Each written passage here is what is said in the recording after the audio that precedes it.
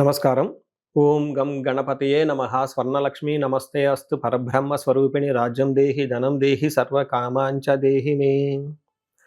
అందరికీ స్వర్ణలక్ష్మి అమ్మవారు ఎప్పుడు ప్రతి నిమిషం సంతోషంగా ఉండే విధంగా, చక్కగా నవ్వుతూ ఉండే విధంగా, ఆనందభరితంగా ఉండే విధంగా మనల్ని అనుగ్రహించాలని, అంతేకాకుండా మనందరికీ రాజ్యాధికారం ఉండే విధంగా అనుగ్రహించాలని, అమ్మవారు మనందరికీ సమృద్ధిగా ధనం ఇవ్వాలని, అంతేకాకుండా ప్రతి ఒక్కళ్ళకి వాళ్ళ మనసులో ఉన్న కోరిక తక్షణమే నెరవేర్చే విధంగా అమ్మవారికి మనకు ఆశీర్వాదం ఉండాలని చెప్పేసి కోరుకుంటూ ముందుకెళ్దాం.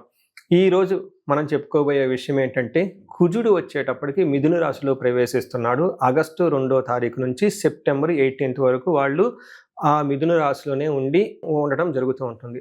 తద్వారా 12 రాశుల వారికి చాలా విషయాల్లో అనేక రకాలైన మార్పులు చేర్పులు వచ్చే అవకాశం ఎక్కువగా ఉంటుంది. కొంతమంది అనుకూలంగా ఉంటుంది, కొంతమందికి వచ్చేటప్పుడు ప్రతికూలంగా ఉంటుంది, కొంతమందికి కొంచెం ఇబ్బంది పెట్టే విధంగా ఉంటుందని తెలుసుకోవాలి. కుజుడు వచ్చేటప్పటికి ధైర్యానికి, పరాక్రమానికి, హీరోయిజానికి సంబంధించిన గ్రహము.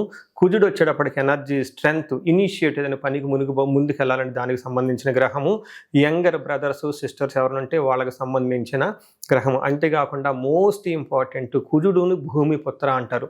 అంటే ల్యాండ్స్, ప్రాపర్టీస్, బిల్డింగ్, కన్స్ట్రక్షన్ వీటికి సంబంధించిన గ్రహం. కుజుడు వచ్చేటప్పటికి మిలిటరీ, పోలీస్, సైన్యాధ్యక్షుడు ఇలాంటి వాటికి సంబంధించి వెపన్స్కి సంబంధించిన గ్రహము. అలాగే కాకుండా కుజుడు వచ్చేటప్పటికి ఫైర్, హీట్, ఇంజనీరింగ్, టెక్నాలజీ, ఫోర్స్ని అప్లై చేసే ఇట్లాంటి పనులన్నిటి కూడా కుజుడికి సంబంధించిన గ్రహం. ఇలాంటి కుజుడు మిథున రాశిలో 45 రోజులు సుమారు ఉండటం వల్ల మిగతా 12 రాశుల వరకు ఎలా ఉందో మనం చూద్దాం. తులారాశి కనుక గమనించుకుంటే ఈ రాశి వారికి 9వ స్థానంలో ఈ యొక్క సంచారం జరుగుతుంది. మిథున రాశి ఈ రాశి వారికి 9వ రాశి అవుతుందని గమనించుకోవాలి. వీళ్ళకి ఈ యొక్క 9వ రాశిలో అదృష్టం గురించి, అంటే ఏదైనా కనుక అన్ఎక్స్పెక్టెడ్గా అవకాశాలు వచ్చే అవకాశం ఉన్నా, వేరే పెద్దవాళ్ళ దగ్గర నుంచి గైడెన్స్ రావాలన్నా, మీరు ఫ్యూచర్లో అప్పటిదాకా ఏదైనా కనుక విషయం గురించి వెయిట్ చేస్తూ ఉంటే ఇట్లాంటి విషయాల్లోనూ, తండ్రికి సంబంధించిన వ్యవహారాల్లోనూ, గురువుకి సంబంధించిన వ్యవహారాల్లోనూ, హయ్యర్ ఎడ్యుకేషన్ అంటే పోస్ట్ గ్రాడ్యుయేషన్, పిహెచ్డికి సంబంధించిన వాటితో విషయాలతో పాటు తీర్థయాత్రలు చేయాలన్నా, ఆధ్యాత్మికంగా ఉండాలని, అంతేకాకుండా మీకు రావాల్సిన లక్ వీటికి సంబంధించిన వ్యవహారాలతో పాటు బాగా దూర ప్రయాణాలు చేయాలనుకుంటే, ఫారిన్ ట్రావెల్స్ ఇలాంటివి చేయాలి అనుకునే వాళ్ళకి చాలా విషయాల్లో ఒక చలనం వస్తుంది. ముందుకెళ్ళే అవకాశం, పనులని ఉంటుంది. కొంచెం కష్టపడితే ఇందాక చెప్పుకునే విషయాల్లో అన్ని విషయాల్లో అనుకూలంగా ఉండే అవకాశం ఎక్కువగా ఉంటుంది. మనకి ఏం చెప్తారంటే, సంస్కృతంలో ఒక శ్లోకం కూడా చెప్పారు. ఎప్పుడైతే 9వ స్థానంలో కుజుడు ఉంటారో, అశనాచ్చ ధనశూన్యం శోషణం దేహపీడనం స్థాననాశనం విరోధచ్చ నవమస్తే భవేత్ సుతే అని చెప్తారు. అంటే ఈ టైంలో అన్న వస్త్రాదులకు కూడా కొంచెం కటకటలాడే అవకాశం ఎక్కువగా ఉంటుంది. శారీరకంగా కొంచెం టైర్డ్నెస్గా ఎక్కువగా ఉంటారు, వీక్గా ఉండే అవకాశం ఎక్కువగా ఉంటుంది. శరీరం అంతా ఎండిపోయినట్లు ఉంటుంది. అంతేకాకుండా స్థాననాశనం అంటే మీరు యొక్క పదవిలో, పోస్ట్లో వాటిలో కొంచెం ఇబ్బందులు పడే అవకాశం ఎక్కువగా ఉంటుందని గమనించాలి.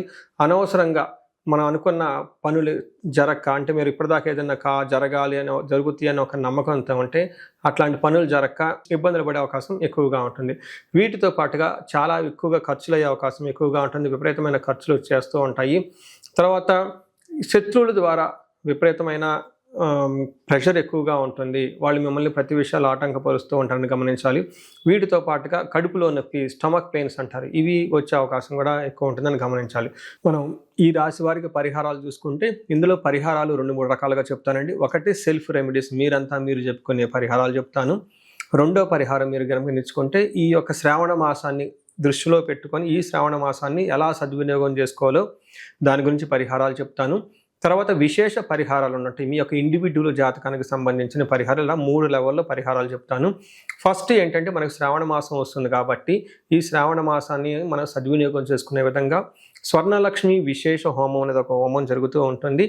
ఎవరైనా గనక, అది నా సమక్షంలో జరుగుతూ ఉంటుంది, ఎవరికైతే 16 మంది లక్ష్మీలు కావాలి, సిద్ధలక్ష్మి, మోష్టలక్ష్మి, ఇష్టలక్ష్మి, గజలక్ష్మి, ఇలా అనేక మంది లక్ష్మీల యొక్క కటాక్షం మీకు కావాలనుకుంటే స్వర్ణలక్ష్మి విశేష హోమం జరుగుతూ ఉంటుంది.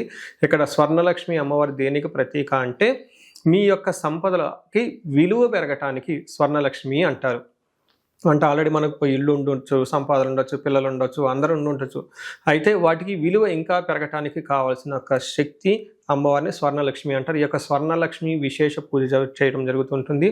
అమ్మవారికి ఎంతో ఇష్టమైన తామర పూలతో ఈ యొక్క హోమం చేయటం జరుగుతుంటుంది. అమ్మవారికి ఇష్టమైన అనేక పుణ్య ద్రవ్యాలు మొత్తం ఈ పూజా సామాగ్రి వాడటం జరుగుతుంటుంది. ఇది అయిపోయిన తర్వాత ప్రతి ఒక్కళ్ళకి 3 వెండి కాయిన్స్ ఇవ్వటం జరుగుతుంటుంది. ఒకటి బీరువాలో పెట్టుకోవడానికి, ఒకటి మీ పర్సులో పెట్టుకోవడానికి, ఒకటి పారే నీళ్ళల్లో డ్రాప్ చేయడానికి.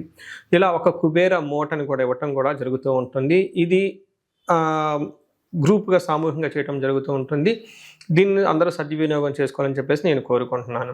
నెక్స్ట్ రెమెడీస్, ఈ కుజుడికి సంబంధించిన ఇంట్లో చేసుకునే రెమెడీస్ ఏంటంటే, ఫస్ట్ కందులు 1 కేజీ దానం ఇవ్వగలిగితే చాలా బాగుంటుంది. సుబ్రహ్మణ్యేశ్వర స్వామి భుజంగ స్తోత్రం చదివితే ఇంకా చాలా బాగుంటుంది.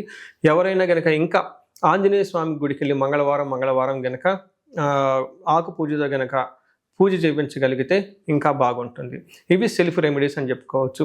విశేష రెమెడీస్ అన్ని కొన్ని ఉంటాయి. ఇవేంటంటే మీ యొక్క ఇండివిడ్యువల్గా జాతకంలో ఏదైనా గనక దోషాలున్నా, గ్రహశాంతులున్నా అవి ఒకసారి జాతక చక్రం చూపించుకుంటే బాగుంటుంది. ముఖ్యంగా ఎవరి వయసు అయితే 40 సంవత్సరాలు +or-5 ఇయర్స్ అంటే 35 to 45, 50 ఈ రేంజ్లో ఉండి సక్సెస్ఫుల్గా 10 ఇయర్స్ ట్రాక్ రికార్డ్, ఎడ్యుకేషన్ ఉండి, ప్రొఫెషనల్ ట్రాక్ రికార్డ్ ఉండి, అంతా బాగుండి ఎక్కడో కనుక లైఫ్లో మీకు ఆగిపోయారన్న ఒక ఫీలింగ్ వచ్చేసి ఉంటే దానికి కారణం మీకున్న శాపాలు యాక్టివేట్ అయ్యి ఉంటాయని గమనించుకోండి. దానికి కారణం మీ యొక్క జాతక చక్రంలో ఉన్న గ్రహాల యొక్క చెడు యొక్క దోషాలు మీ మీద ఉందని గమనించుకోవాలి. ఇలా మీకు అనిపిస్తే ఒక్కసారి ఇండివిజువల్గా మీ యొక్క జాతక చక్రం చూపించుకొని తగు పరిహారాలు చేసుకోవాలని చెప్పేసి కోరుకుంటున్నాను. అందరూ ఇప్పుడు విధంగా స్వర్ణలక్ష్మి విశేష హోమంతో పాటు హెల్త్ బాగా లేకపోతే మృత్యుంజయ హోమము, ఆయుష హోమం చేయించుకోవటం, భార్యాభర్తలకు అన్యోన్య దాంపత్య పాశుపత హోమం చేయించుకోవటం, ఎలాంటి పరిష్కారాలను కానీ సరే రాహువుకి సంబంధించిన ఇలాంటివి ఉంటే చండీ హోమం చేయించుకోవటం చాలా ముఖ్యం అని చెప్పేసి నేను కోరుకుంటున్నాను. మీ అందరికీ అష్టైశ్వర్యాలు కలగాలని, భోగభాగ్యాలు కలగాలని చెప్పేసి నేను కోరుకుంటున్నాను. నమస్కారం.